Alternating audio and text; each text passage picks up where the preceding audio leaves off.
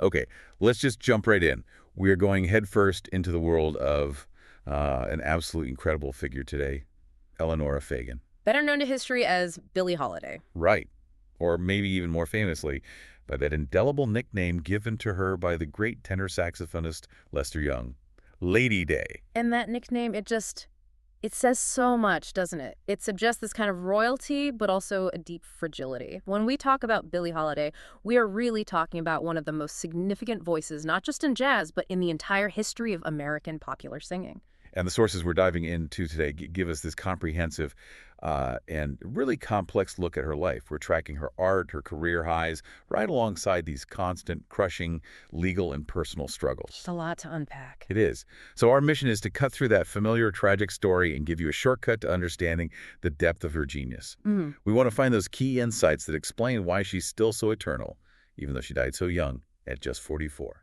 And I think we have to start with the primary insight right away, because it is an absolute game changer for how you understand vocal performance. Okay. Holiday's style was revolutionary because it was so heavily influenced not by other singers, but by jazz instrumentalists. Like horns and trumpets. Exactly. She fundamentally changed the whole landscape of singing by manipulating phrasing and tempo in a new way. She wasn't just singing on top of the rhythm section. Her voice was, integrated as an instrument within it.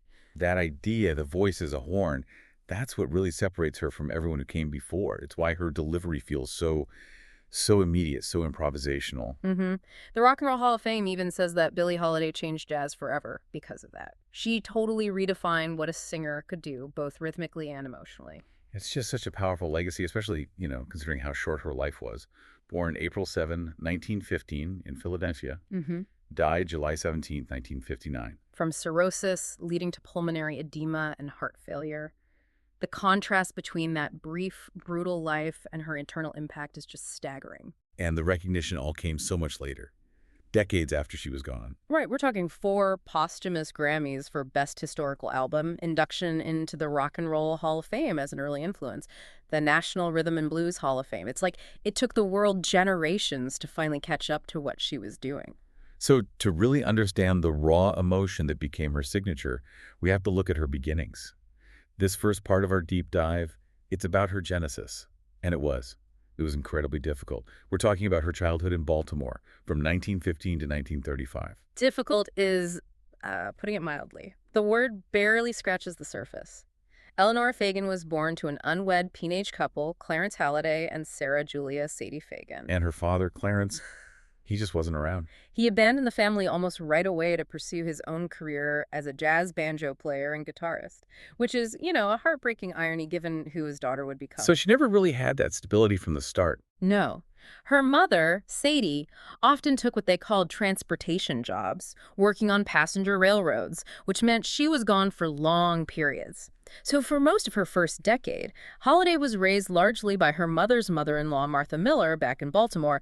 It was just profoundly unstable. And that instability led directly to some pretty severe trauma. Absolutely horrific trauma. The biographies detail this event when she was only 9 years old. She'd been skipping school, and she was brought before the juvenile court and sent to a Catholic reform school, the House of the Good Shepherd. And this is where something truly terrible happened. What did the sources say about the punishment she received there? It's just astonishingly cruel. As punishment for, some minor misbehavior, the nuns locked the 9-year-old Holiday in a room overnight with the body of a deceased girl. My God. Yeah. She talked about it later, the lasting psychological damage. She said she would, quote, dream about it and wake up hollering and screaming for years. That one detail. It just explains so much about the darkness she carried with her. She was released after 9 months, but of course she dropped out of school completely by age 11. But the trouble just followed her. The sources detail another awful incident in 1926.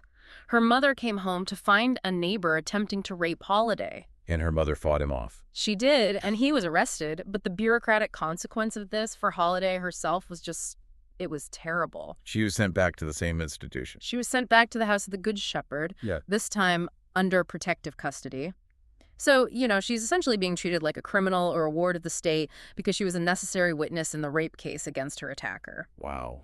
This cycle of being punished for things that were completely outside her control. It's a critical part of her youth. She was finally released in February 1927, almost 12 years old.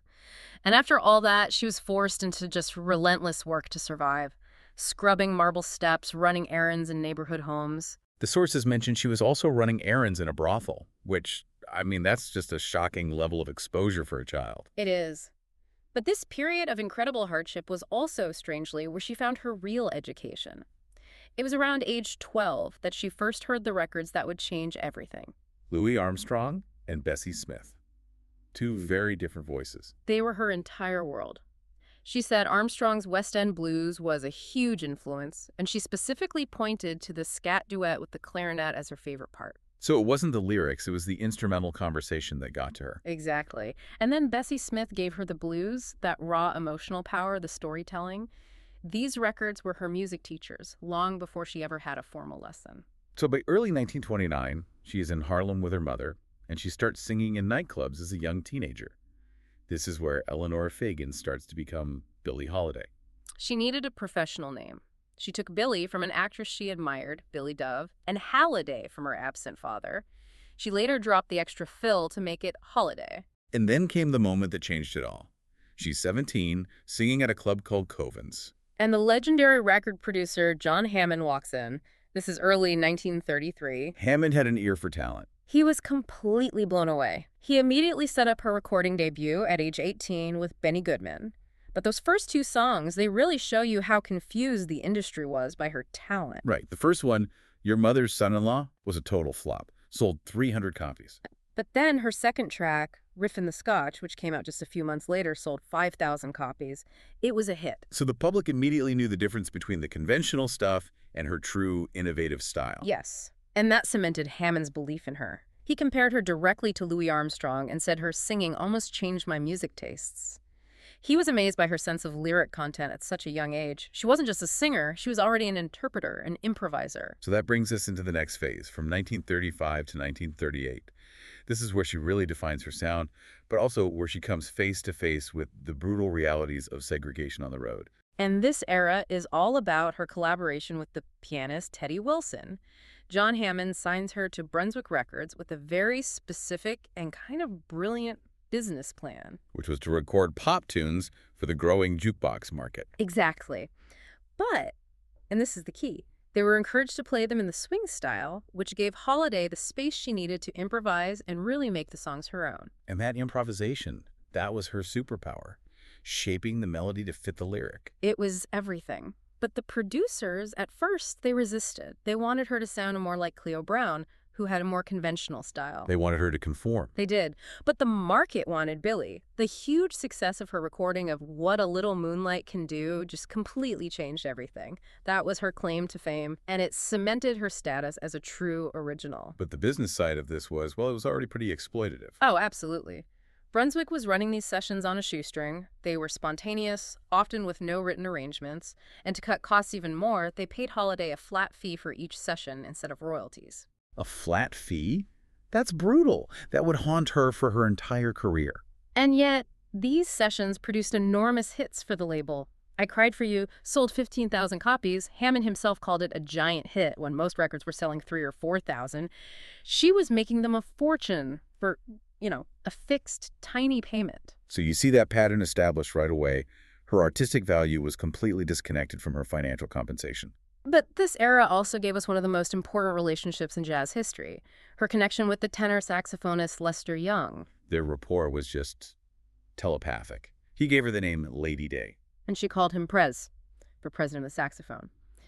Musically, it was a conversation. Young once said, "It sounded like two of the same voices, or the same mind. When you listen to their records, she'll sing a line and his horn will just answer it. It's magical." But all this artistic success had to be tested on the road, which was a brutal place for a black woman in the late 1930s. She had these short, difficult stints with Count Basie and then Artie Shaw. Her time with Count Basie in late 37 was just a grind. Low pay, constant travel. But Basie really respected her artistry. He said you couldn't tell her what to do. She knew exactly how she wanted to sound. And that artistic integrity, that refusal to compromise, it caused friction. It did. She was fired by February 1938. The official reasons were that she was temperamental and unreliable, But the real issue was she refused to sing songs she didn't believe in or change her style. But just a month later, she joins Artie Shaw's orchestra, which was a truly groundbreaking move. Hugely groundbreaking. She became one of the first Black women to work full-time and tour the segregated South with a white orchestra. It was a real moment of integration, but it came at a huge personal cost. Shaw tried to protect her, but the racism she faced was just relentless. The sources are very specific. In Louisville, Kentucky, someone in the crowd heckled her, called her a nigger mensch. She lost her temper and had to be taken off stage. And the final insult, the last straw, as the sources put it, happened not in the South, but in New York City. At the Lincoln Motel. Because some white patrons complained, Holiday was told she had to use the service elevator, not the same one as her own white band members. That's just the ultimate humiliation. She left the band right after that. She said she was always made to leave and enter through the kitchen. This wasn't just about music anymore, it was about basic human dignity. And yet, despite all of this, by the end of the 30s, she was a huge commercial star. I'm Gonna Lock My Heart hit #2 on the pop charts. Songs like Easy Living were becoming jazz standards. Her impact was undeniable, even if her treatment was just deplorable. Which brings us to part 3, from 1939 to 1947. This is the period of her most powerful political statement and her absolute commercial peak. And it all revolves around one song. Strange Fruit, a song that is so much more than a song, it's a protest anthem. It's based on a poem about lynching by a writer named Abel Meeropol. And the way she performed it was piece of theater. Can you walk us through that ritual? It was incredibly specific, right? Oh, it was. At the Cafe Society in Greenwich Village, an integrated club, the rules were strict. When she sang it, all service stopped. The lights would dim until there was just a single, small spotlight on her face. So there were no distractions, just her and the song. None. And on that final, chilling note, the image of the strange fruit hanging from the tree, all the lights would go out. Total darkness. When they came back up, she was gone. No bow, no encore. Wow. So the audience was just left in silence to absorb the horror of what they'd just heard. Exactly. It forced them to confront the reality of lynching. And for her, this song was deeply personal. It connected back to her father's death. Yes. Her father, Clarence, died after being denied medical treatment in Texas because of his race. She said the song reminded her of that the same issues that killed him were still happening in the South. In her record label, Columbia, they wanted nothing to do with it. They found it way too sensitive, too politically dangerous. So a smaller label, Commodore Records, run by Milt Gabler, agreed to record it in April 1939. And despite being effectively banned from the radio, it was a massive seller. She claimed it was her biggest selling record, selling 1 million copies. A huge hit, all through word of mouth. And this is where the government persecution really starts to ramp up. The sources point to the Federal Bureau of Narcotics, or FBN. Yes, under the infamous Harry Anslinger. There's a very strong allegation that the FBN started targeting Holiday specifically because of Strange Fruit, that this was political retaliation for her activism. But there's some debate about that specific motivation, isn't there? There is. While there's no doubt that Anslinger was a racist who relentlessly targeted black jazz musicians and that he did persecute Holiday, the idea that it was only because of the song is something that became more prominent after a 2015 book. The truth is, her drug use made her an easy target for him anyway. The persecution was real, but the exact starting point of the motivation is debated. So while she's dealing with all this political heat, her commercial career is just exploding. She has another massive hit with God Bless the Child. And that song has one of the most personal origin stories you can imagine. It came from a fight with her own mother, Sadie. Over money, right? Yeah. Her mom had a restaurant and was always asking Billie for money. One day, Billie needed cash herself and asked her mom, who just flatly refused her. And in her anger, she came up with that famous line. She stormed out and yelled, "God bless the child that's got his own." She immediately turned that raw emotion into a song with Arthur Herzog Jr. And it was a monster hit. Huge. Sold over 1 million records, top 5 song of the year in Billboard in 1941. It cemented her as an artist who could turn her own lived pain directly into art. Then she moves to Decca Records in 1944, and Milt Gabler, the same guy who recorded Strange Fruit, now wants to make her a mainstream pop singer. Which leads to Lover Man, another one of her biggest hits. And there's this incredible story about that recording session. She wanted a string section. She begged Gabler for strings. At the time, that kind of lush arrangement was really only for singers like Frank Sinatra or Ella Fitzgerald. She knew she deserved that same level of respect. And what happened when she got it? When she walked into the studio and saw the full string ensemble waiting for her, she was so overwhelmed with emotion that she had to leave the room for a moment to compose herself. She knew it was a breakthrough moment. But even at this peak, the warning signs were there.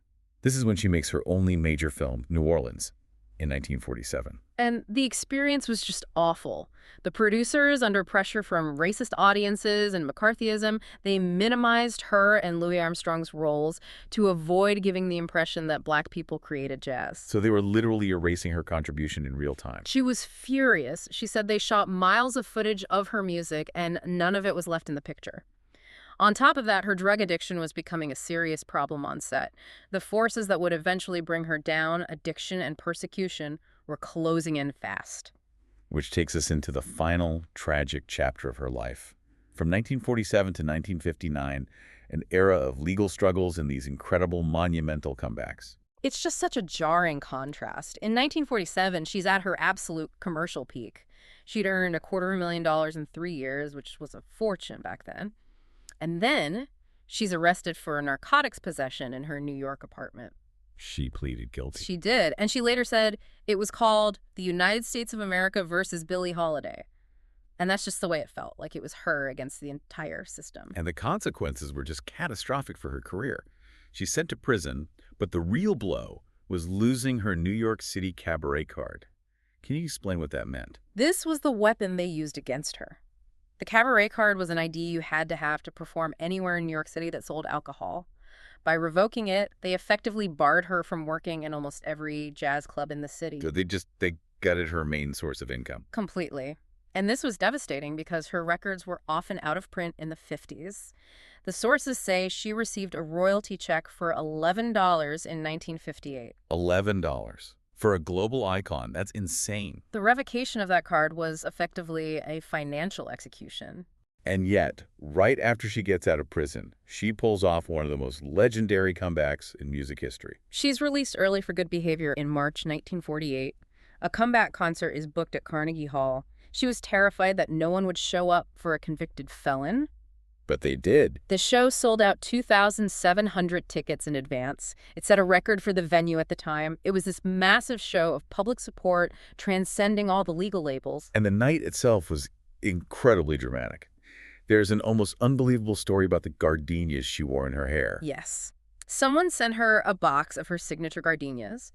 As she was pinning them to her head, she accidentally drove the hat pin deep into her scalp. Oh my God. She said she didn't feel anything until the blood started rushing down in my eyes and ears. She somehow finished the show, took 3 curtain calls, and then collapsed backstage. That image. Yeah. The white flower and the hidden pain. It's a perfect metaphor for her entire life. But the legal system wasn't done with her. She was arrested again in 1949. And by the 1950s, her health was just in a free fall. Drug use, drinking, abusive relationships. It was all taking its toll. This is when her autobiography, Lady Sings the Blues, comes out in 1956. Which was ghostwritten by William Dufty. And we know now that the book, while powerful, left a lot out. What kind of things?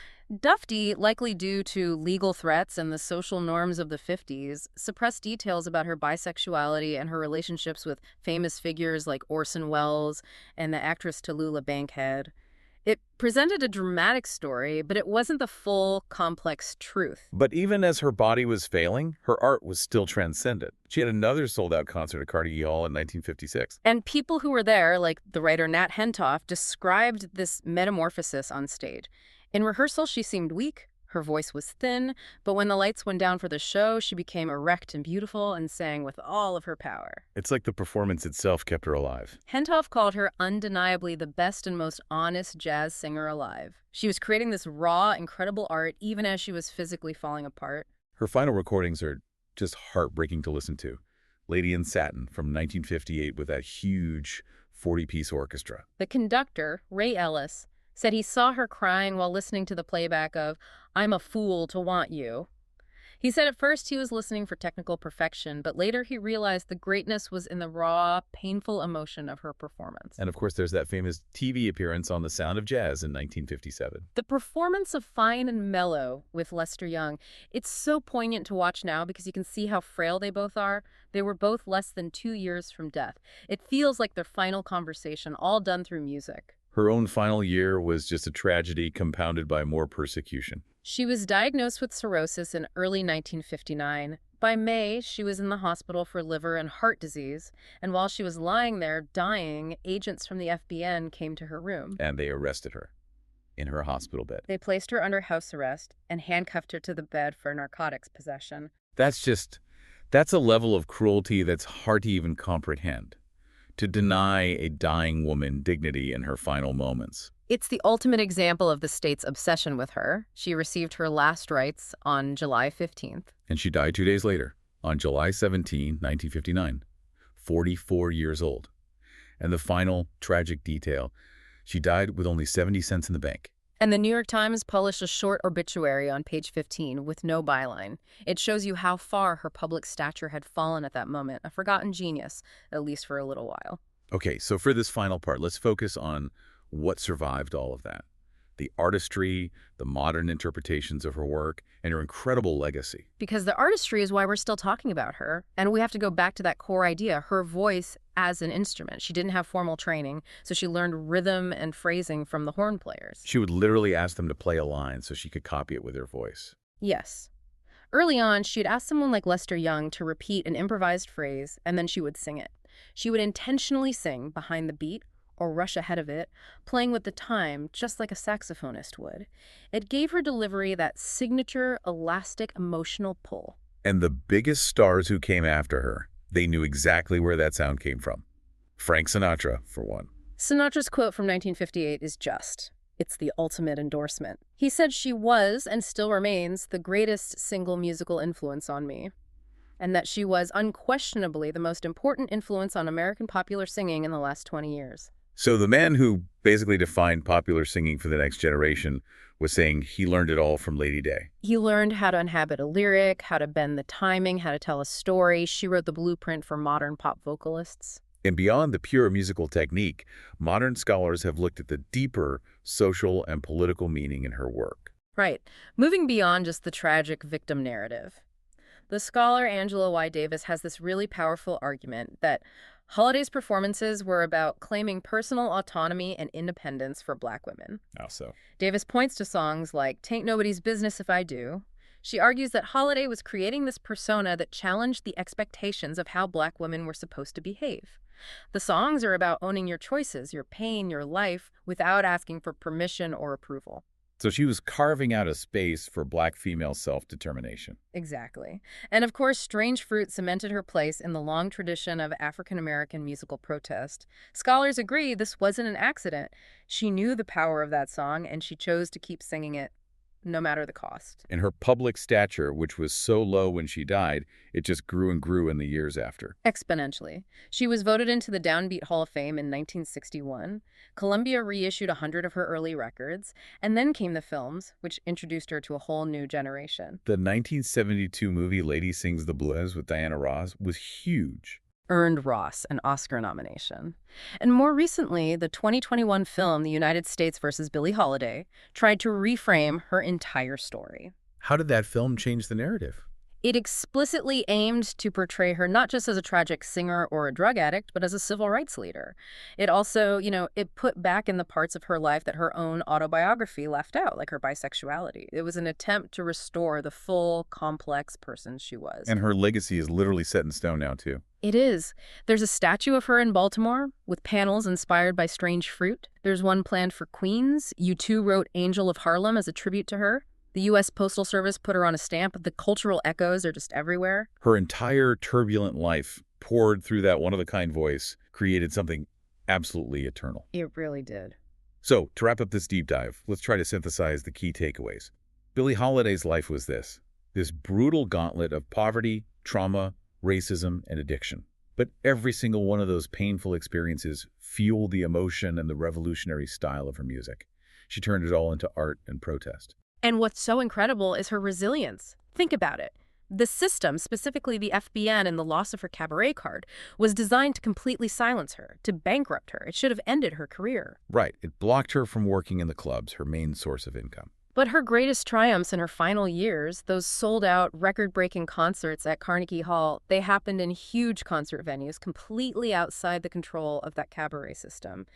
She found a way around the machinery that was trying to crush her. She went straight to the public. She did. And that raises a really profound final thought for you to consider. We know that Billie Holiday, a woman who influenced nearly every singer that came after her, died with just 70 cents in her bank account. So the question is, how much of her true artistic value was ever really recognized or compensated in her lifetime, versus how much do we, through our posthumous celebration and consumption of her music, still owe to the knowledge and the art she left behind? A question that reframes the whole idea of artistic justice. A really powerful thought to end on. Thank you for diving into the genius and the struggle of Lady Day with us.